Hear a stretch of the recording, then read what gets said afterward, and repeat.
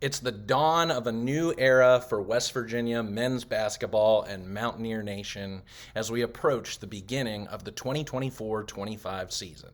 Now, before I get into talking about this year's squad and previewing the season, I figure I should take some time on the onset of this video to talk about where we've been, because you need, as I say in all of my videos, to understand the history of where you've been to understand where you are now in the context of your present situation. So going back, on March 24th, West Virginia hired Darren DeVries as the 23rd head coach in program history after last year's interim season of Josh Eilert, and then previously for 15, 16 seasons, Bob Huggins. So for the last 6 seasons, let's talk about this head coach. DeVries led the Drake Bulldogs of the Missouri Valley Conference to 3 league titles, a 73% winning percentage with all 6 of his seasons ending with 20 wins or more and 3 NCAA tournament appearances. Now, over the last 6 months, since that hiring date, West Virginia brought in 5 new assistant coaches, 14 new players, while returning just 2, one being sophomore forward Ofri Neve and sophomore guard Aiden Tagaloa Nelson, who, as we know, was added to the roster in the spring semester of the 23-24 season simply because West Virginia needed bodies, and he was an athletic guy playing safety on the football team. He's still listed on the men's roster, but I would think at least while he's still on the football team through November and into December, might not see him suit up. So a whole new cast of characters, that is to say, for the Mountaineers. Just 4 freshmen, 2 sophomores, and 7th senior or 5th year guys. Now, this team is headlined by Tucker DeVries, Darren's son, the 2-time Missouri Valley Conference Player of the Year, who averaged 21.6 points per game, 6.7 rebounds per game, 3.7 assists per game, and 1.6 steals per game last year for Drake. Tucker was tied for 9th in the country last year in points per game, finishing the season as an AP All-America honorable mention. So, starting off with this video, I feel like there are 2 main storylines for this 2024-25 West Virginia season. And number one, I feel like it's how far can Tucker DeVries take West Virginia? This is going to be his legacy year, his one and only year in Morgantown before he goes off to the NBA. I think competing in arguably men's basketball's toughest conference, the Big 12, especially with the addition of Arizona to the league, but also there are 6, count them, 6 Big 12 schools in the preseason top 25, 5 of those, more astronomically, being in the top 10, headlined by number 1, Kansas.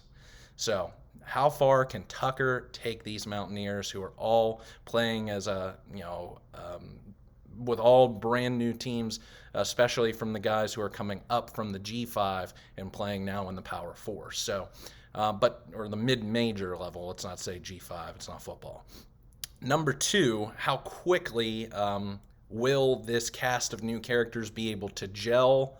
That was something I feel like with the transfer portal has been a bit of an inexact science for West Virginia over the last 3 seasons. You could argue that West Virginia hit in the transfer portal 2 seasons ago when it added Eric Stevenson, Emmett Matthews Jr., Joe Toussaint, and Trey Mitchell, while 3 seasons ago and definitely last year, the transfer portal backfired, and West Virginia has been in constant flux over these last few seasons from a roster management standpoint of having to completely turn the roster over.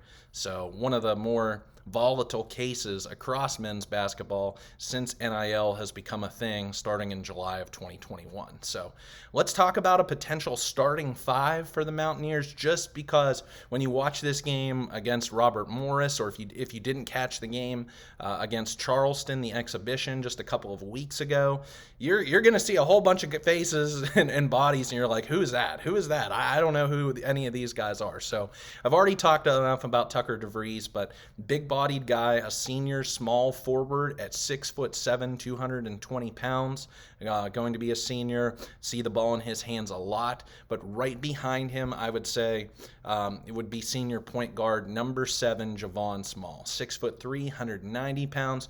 Spent 2 seasons at Eastern Carolina, last year at Oklahoma State, and this was arguably the toughest battle in the back worlds of transfer portal, the dark webs of transfer portal recruiting, of trying to get Small in Morgantown. Really, West Virginia had to battle to get him. So Big 12, honorable mention at the point guard position last year.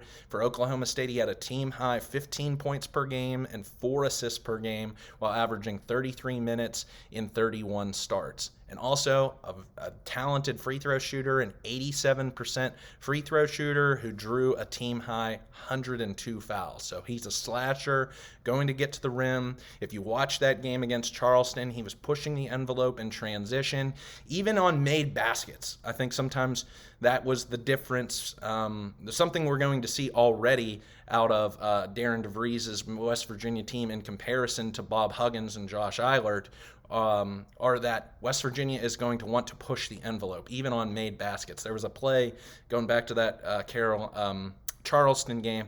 This Charleston player, name escapes me now, 2 weeks later, came in for this posterizing awesome dunk. And it took some contact against a West Virginia defender on this dunk. It was beautiful. Should have made SportsCenter if it didn't the next day. But kind of took a hard hit to the floor. And that's the thing about made baskets, is like, even if you have a posterizing dunk like that, you still have to get back on defense to defend. What did Small do? Got the ball out of bounds, pushed right down the floor, West Virginia scored.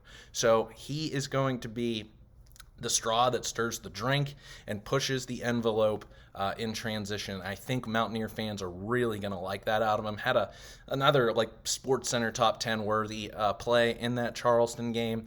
Took contact, threw the ball over his shoulder, it hit up against the glass, and just really, really high caliber play there by Small. Did take an awkward hit in that game and exited the floor. So, oh man, I feel like you almost had a cook flashbacks of PTSD from a year ago in the exhibition game. Like, oh no, one of West Virginia's best players gets hurt in an exhibition contest. What are we doing? But Small was okay, it was said after the fact. So gonna be okay, ready to rock and roll as the starting point guard in Morgantown. Just going by that Charleston game starting lineup, I think fifth year guard number 5, Toby Akani, is going to get the start. At 6'8", 210 pounds. Doesn't have the traditional body like, say, a Taz Sherman, you would think, or a Daxter Miles Jr. at that guard position, but also not as big of a body, I'd feel, in a way, as Jermaine Haley was a few seasons ago. Thinner guy, spent the last 2 seasons at the University of Illinois, Chicago, and then 2 seasons before that at Duquesne. He was a member of the Missouri Valley Conference all-defensive team a year ago, leading the league in blocks with a 2-point-per-game average in blocks. Not points, 2 blocks per game average. Also 6.8 rebounds per game and a steal and a half per game. Now, only an 8.2 points per game scorer for his career. That's why I would say he's a defensive first guy. And if you watch that Charleston game, he's up in your face. Long, lanky guy who's going to make those passing lanes tough to distribute the ball through, especially across the lane. Really liked what I saw out of his effort. High energy guy. I think Mountaineer fans are really going to like what Akani brings, but just don't count on him to kind of be the scorer in which DeVries, Small, and a couple of these other players that I mentioned are. Who I could also see in the starting lineup, now we go to a sophomore, one of the 2 sophomores who transferred from Illinois, namely because associate head coach Chester Harris came over from Illinois, his alma mater, to West Virginia, and this is power forward number 13, Amani Hansberry, who is one of the bigger-bodied guys. That's one of the narratives. I'll talk about this more in this video, about West Virginia having few true 5s on this team, and even some guys who you would think traditionally would play in the post. That's what, like a name escapes me from a couple of years ago, but you're getting what I'm saying. West Virginia lacking forward depth at this point in time. So came in with Sincere Harris, who I'll talk about in a second.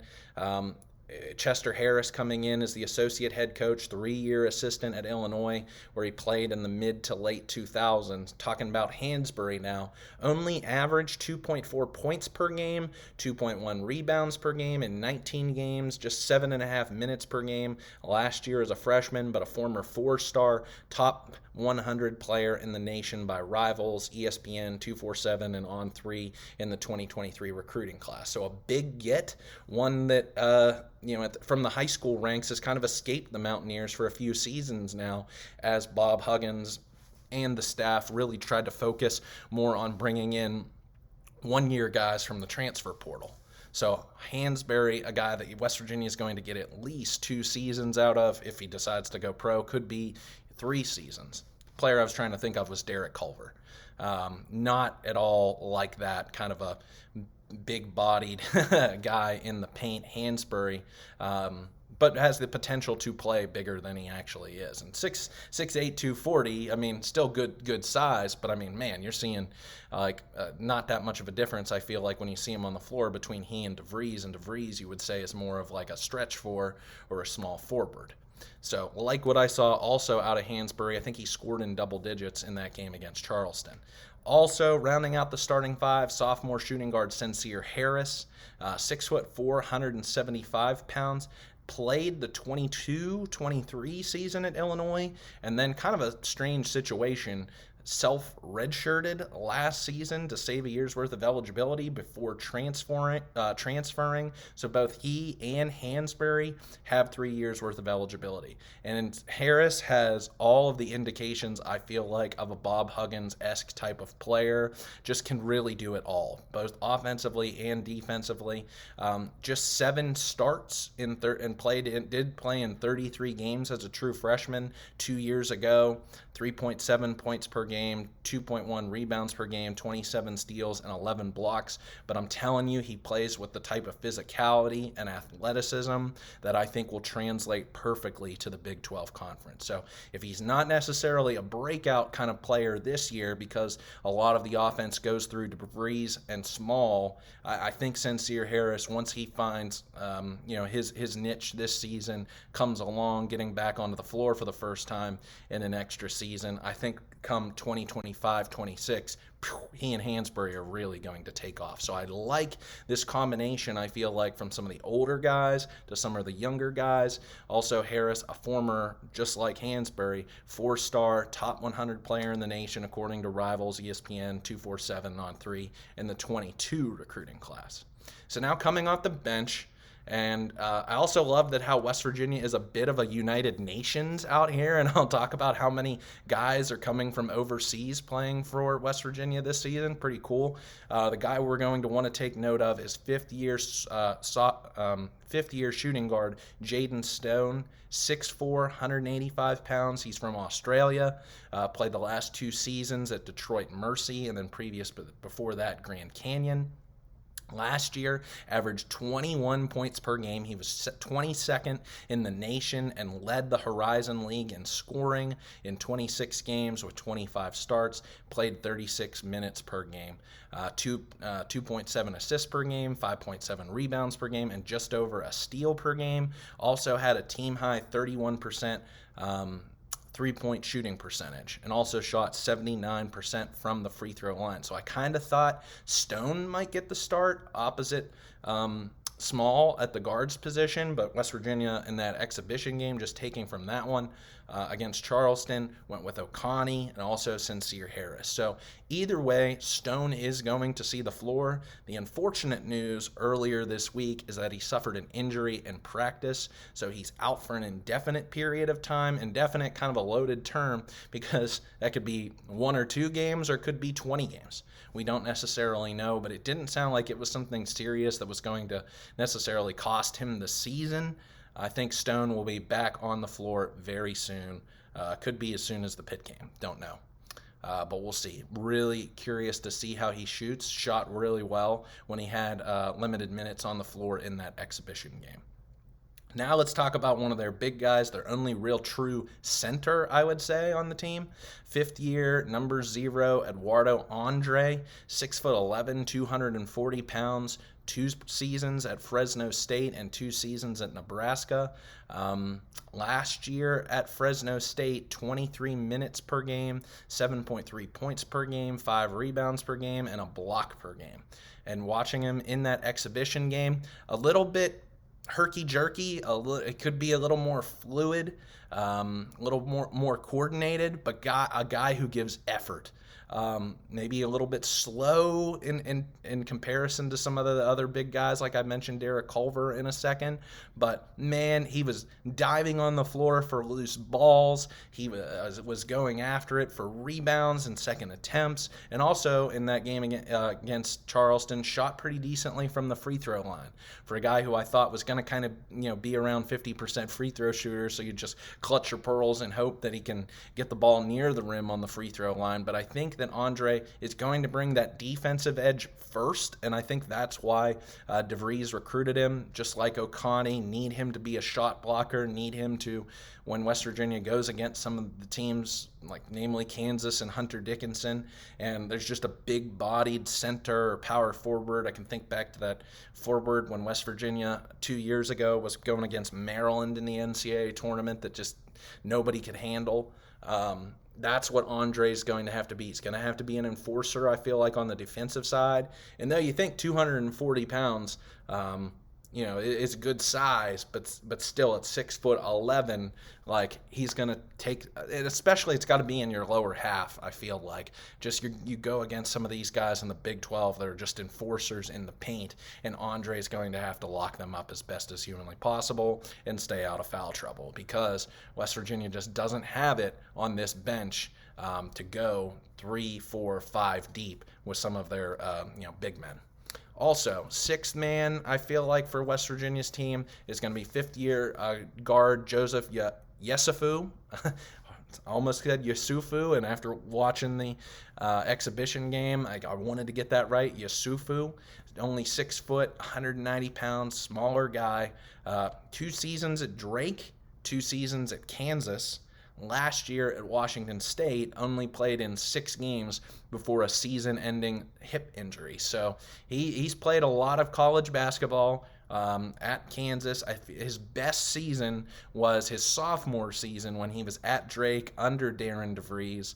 At that point in time, he was Drake's second leading scorer at 12.8 points per game with 1.8 rebounds per game and 1.8 assists per game. So he's obviously trying to recreate that magic when he was the Missouri Valley Conference's 6th man of the year that year, wanted to take his talents to greater heights, transferring to Kansas, and it just didn't really manifest there at KU, and then going to Washington State, and he unfortunately suffers that injury. So the last chance reuniting with his former head coach, and he's going to be one who tries to earn as much minutes off the bench as possible because he's got some guys in front of him. I'm thinking Stone, I'm thinking Small, I'm thinking Harris, who are going to want the ball in their hands, and as well as DeVries, but you're going to need like a shot in the arm, and hopefully Yusufu can come off the bench and do that.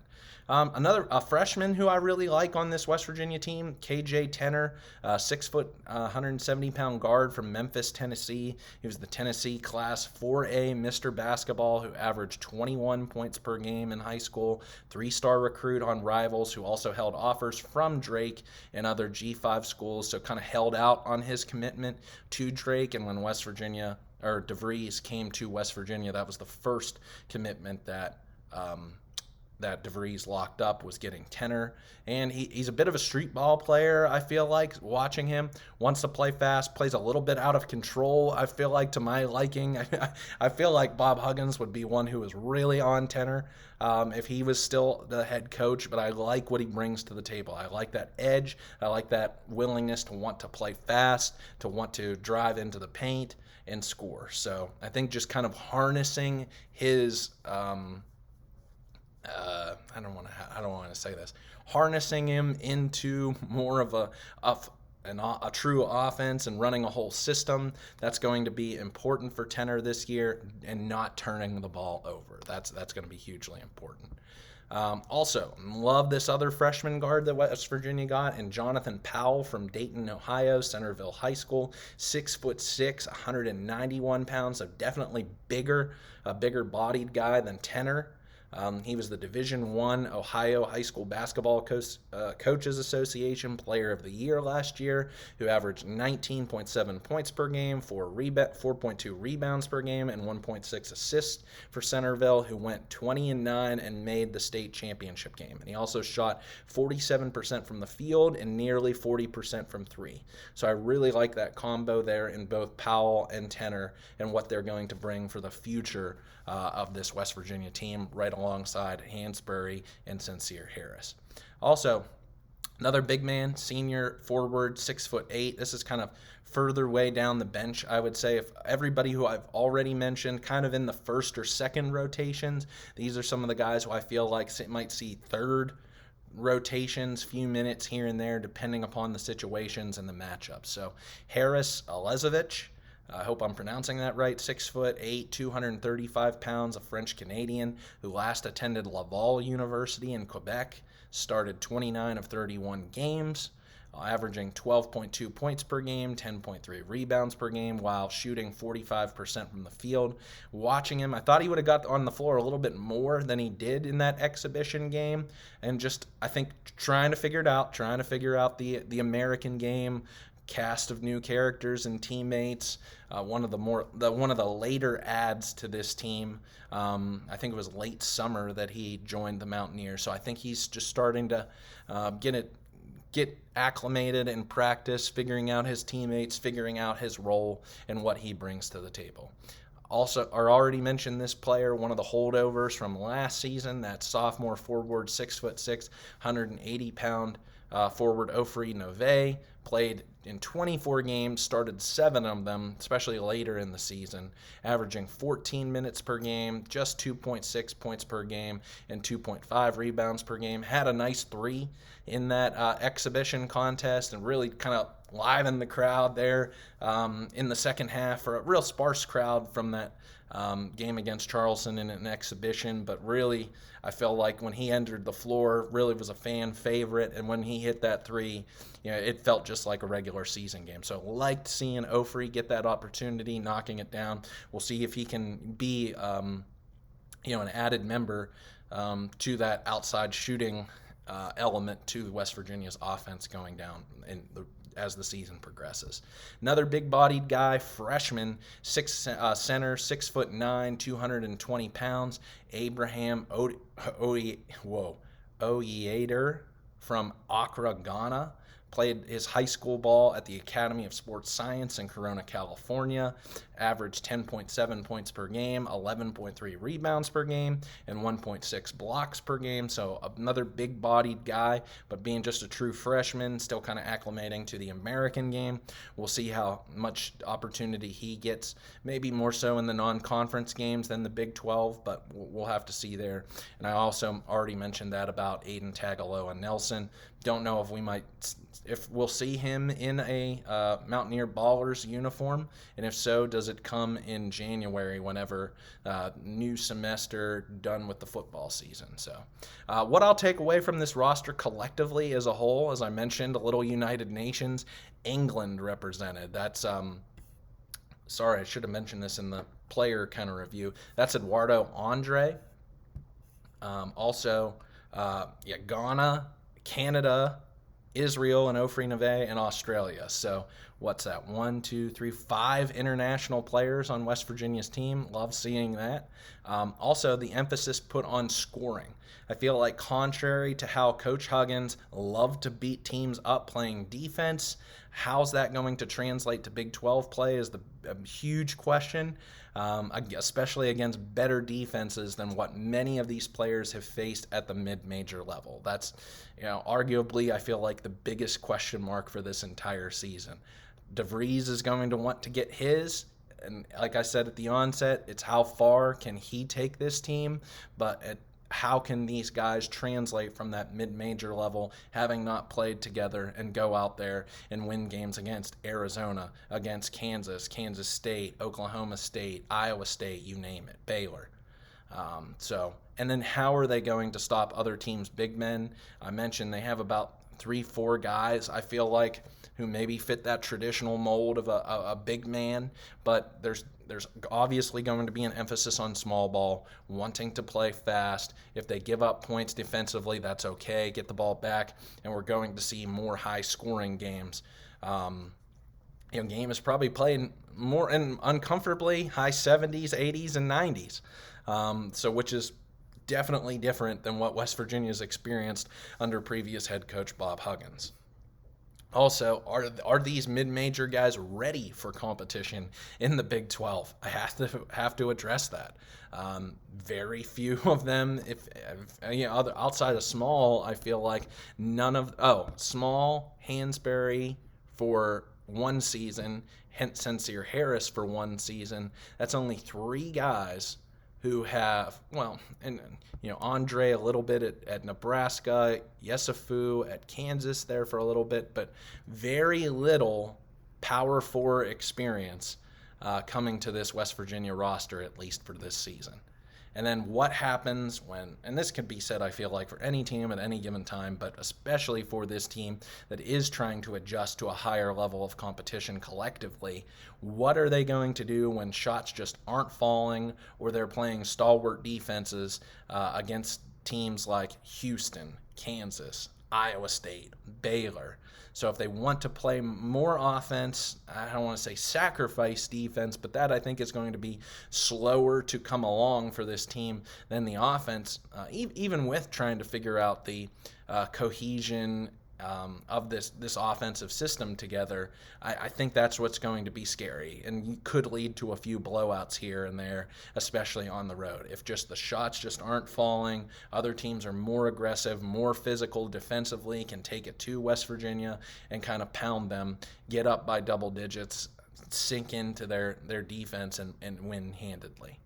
Now, let's talk about the schedule, some of the highlights. I feel like everybody's got circled Friday, November 14th, which is just a couple of weeks away, at Pitt, the backyard brawl on the road after really the Panthers unfortunately embarrassed West Virginia down in Morgantown a year ago. I think a game that they didn't think they were going to win, and then when they were just raining shots from the outside, really wanted to pour it on. So can West Virginia enact its revenge so soon into the Darren DeVries?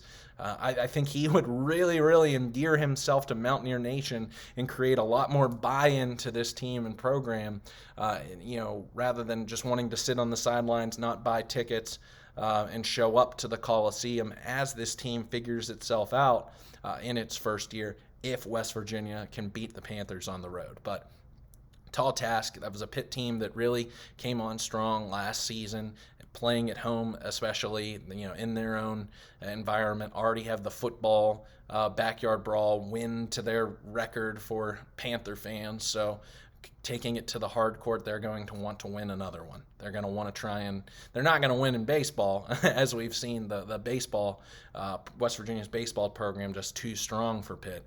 But if they can win football and basketball, that's just something else that unfortunately Pitt fans will want to hang their hat on, of beating the Mountaineers. But love to see it. Love to see, and just a great effort at least by this cast of new players. Even though they've only been in Morgantown for a short period of time, to understand this rivalry, the importance of it, and want to go win it on the road. Also, I think Thanksgiving going to be very interesting between Wednesday and Friday, with Thanksgiving right in the middle. West Virginia's participating in the Battle for Atlantis on Wednesday, November 27th. They're taking on Gonzaga. And how many great matchups has West Virginia had against Gonzaga over the last decade plus? So that'll be a fun one. Depending upon how the result of that game goes, they could play Indiana or old Big East rival Louisville. So Louisville was terrible last year, so that would be nice to beat the Cardinals down there in the Bahamas. And then also on Friday they could play Arizona, a Big 12 conference opponent, hopefully West Virginia doesn't have to play them for, switching it up's sake. Davidson, Oklahoma, who's now recently departed the Big 12 for the SEC, or also Providence, an old Big East foe. And then also, speaking of the Big East, West Virginia does have the Big 12 Big East Challenge on Friday, December 6th, taking on Georgetown at home. So a fun one against the Hoyas. They open up Big 12 play. Oh, listen to this. On the road, New Year's Eve at Fog Allen against Kansas, the number 1 team preseason in the country. What a way to start, right into it in Big 12 play. I still think that West Virginia is winless on the road against Kansas as members of the Big 12 Conference. So, gonna be a tough one. Hate having to go there. Having then Arizona at home, Tuesday, January 7th. That'll be a fun one. And then I taking a look at their schedule, they only have 3 road back-to-backs. This is nice. At Colorado, and then at Houston, January 12th and 15th, at Cincinnati, and then at TCU, February 2nd and 5th, and at BYU, and then at Utah, staying close there in out west, March 1st and 4th at the end of the season. Something that might irk the fan base, but it is what it is. It's what the Big 12 gives you as your schedule. Only 4 home Saturday Big 12 contests, and that's starting it right off Oklahoma State, January 4th, after West Virginia plays Kansas on New Year's Eve on the road. Iowa State, that'll be a fun one, January 18th. Utah on Saturday, February 8th, and then UCF Saturday, March 8th. So that's kind of a snapshot of the Big 12 conference schedule for the Mountaineers while talking about some of the non-conference games that excite me. So I would say, to kind of wrap this video up now, 31 minutes in, I think bigger picture for this season, to take a step back. I know I sound excited. I'm very excited to turn the page. I think that's what's got me a little more excited to talk basketball this year than I was last year, just feeling really down in the dumps about the Huggins situation and how so much investment was put into that team from an NIL perspective, and just also what was building, it seemed like, over the course of 2 seasons. Granted, that 21-22 season, it just seemed like the next year West Virginia was ready to challenge for a Big 12 conference crown. And then Bob Huggins decided to, unfortunately, tie a few too many off on a Monday or Tuesday afternoon and go on the radio, and then drive around Pittsburgh during a Taylor Swift concert.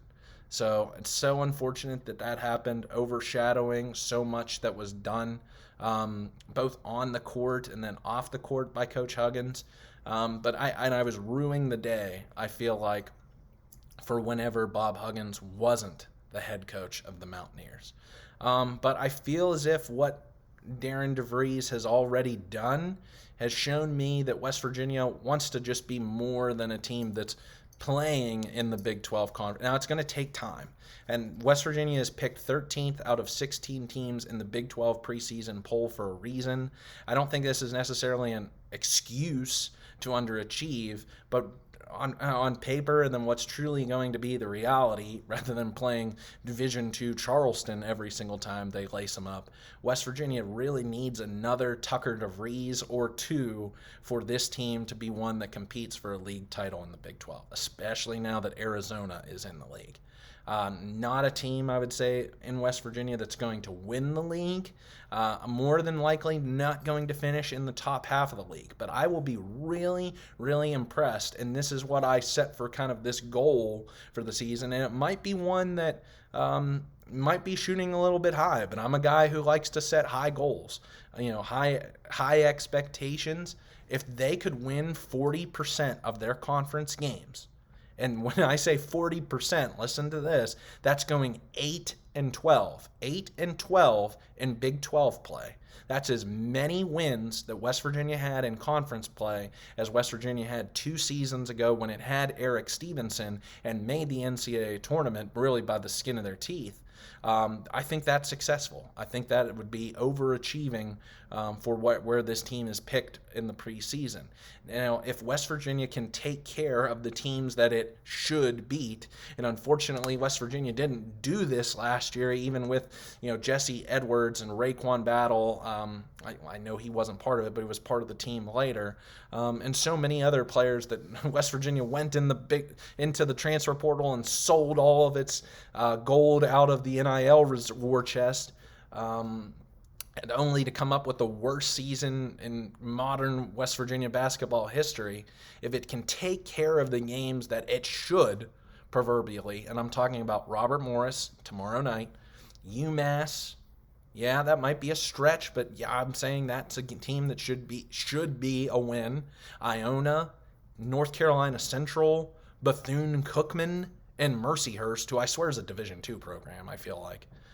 If they could win three out of 5 against Pitt, Georgetown, and that 3-game battle for Atlantis, not go winless, if they can win one of those games at least, and win those other 2, or you get where I'm going with this, like kind of how you want to divvy up the numbers. But if they could go 3-5 out of those games, win all the games they should, and then win 40% of their games in Big 12 play, that's a 17-14 record. 17-14 record at the end of the day. Now, is that one that's going to get you to the NCAA tournament? Probably not. No, I don't think it does. I don't think, it may be even a stretch to make the NIT, if the NIT is even still played these days, with, just how much of an emphasis that's put on the NCAA tournament. But in the Big 12 conference, I feel like that's saying something. That's what I feel like. If you want to look at it totality from a record standpoint, and if you want to live by the adage of you are what your record says you are, I feel like that's what West Virginia should shoot for. 17-14, that would be a good year for the Mountaineers. What I would feel like, and what gives me a bit of hope, is what I'll say of what I've already said, is the differences in system. I think this is going to tell how good of a head coach Darren DeVries is, if he can take a program that has traditionally been defense first in a very defensive league, the Big 12, and go all out with this small ball style offense, put up some numbers, shoot well. I think that's going to translate to better recruiting down the stretch, going to make West Virginia more of an attractive program nationally, get that brand and identity to play, because West Virginia is still a very attractive national brand in college basketball. It's just kind of one that's been kind of lingering, I feel like, in purgatory since Javon Carter went to the NBA. Yes, made the NCAA tournament twice, but losing to Maryland, losing to Syracuse, like West Virginia, even pre-COVID, I feel like that year that the COVID year hit, had some opportunity there to kind of make some noise, but unfortunately we just didn't get that. So I would also say, looking bigger picture, is finding the building blocks for 2025-26. Yes, you want to compete in every single game.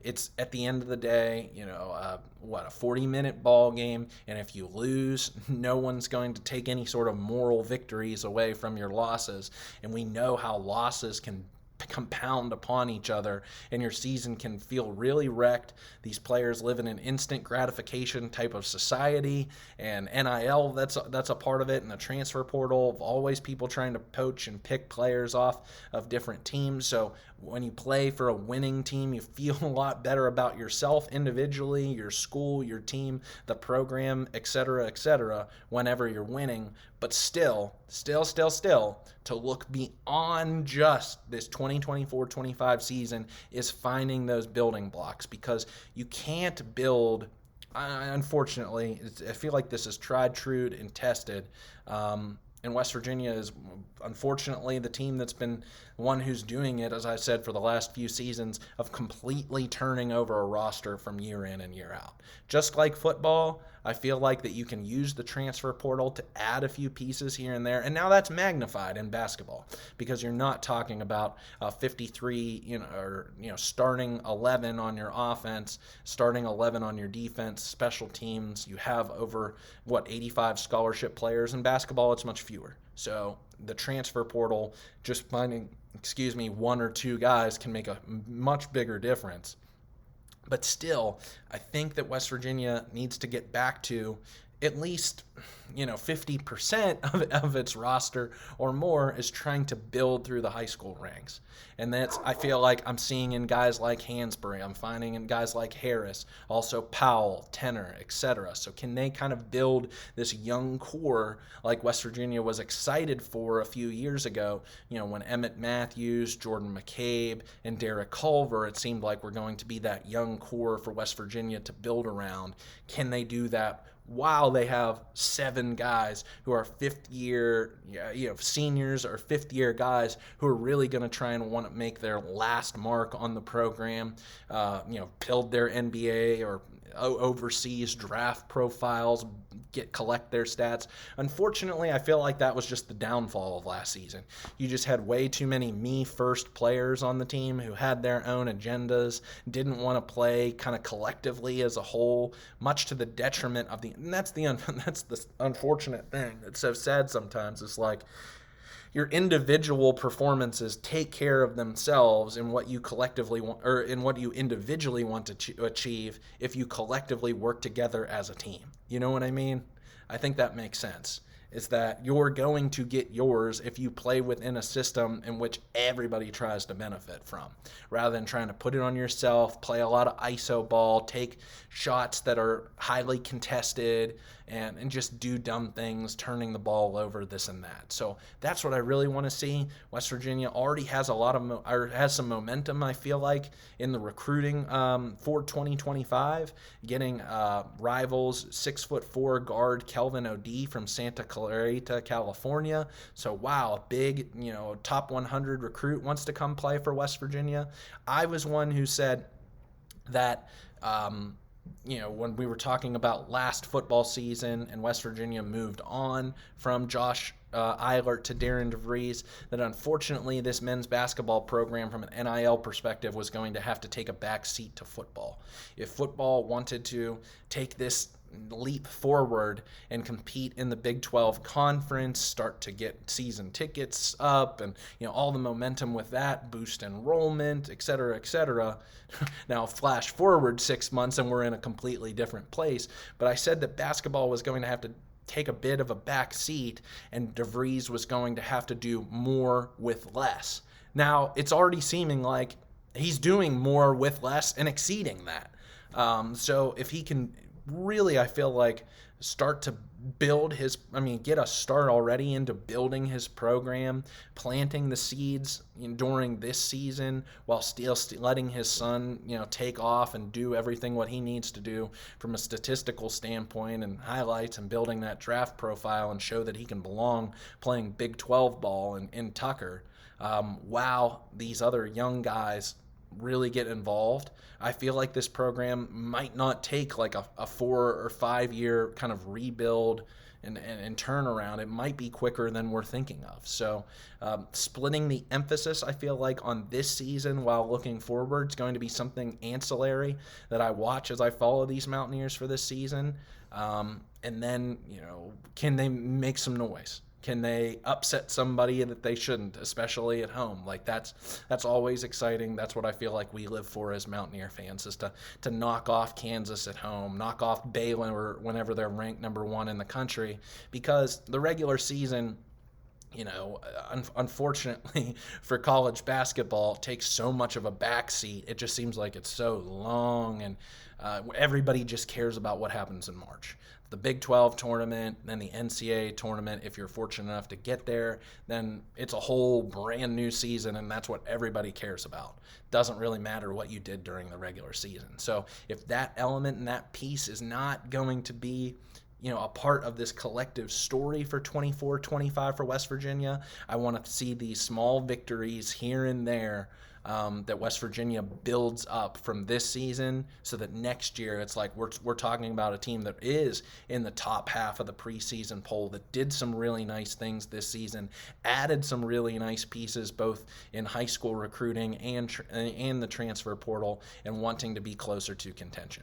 So, a lot to unpack there. I've given you a lot of food for thought to think about. I'm excited for this 24-25 men's basketball regular season. How about you?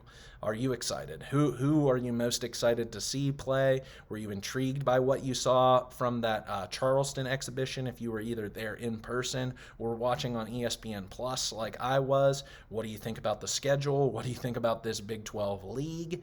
What do you think of DeVries? Leave your comments here on YouTube. I'd love to hear them.